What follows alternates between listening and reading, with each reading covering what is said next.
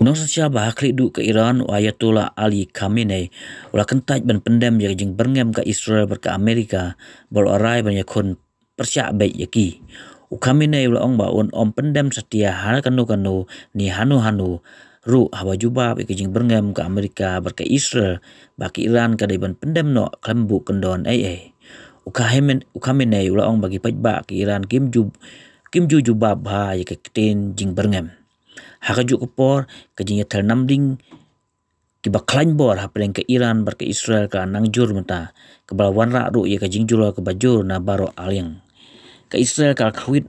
hakanong ba Tehran fardu bat hagwe ki jaka jong ka Iran bat kiwe ki jaka badon ki ketem tir thama nuklear hakajuk kepor ke Iran ka pen pai kala da ke bat tel da ki namding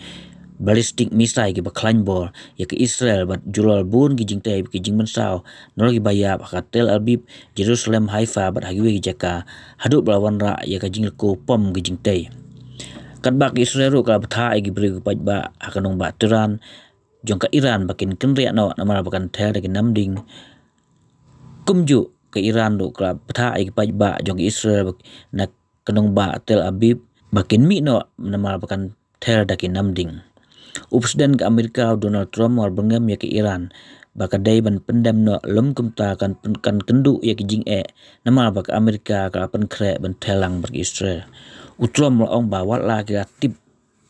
tikena ha ayu Khamenei ri Henry yang menta empat kuat ban peniap ya lada wan pendam Khamenei par kat kum bujing tip Khamenei ri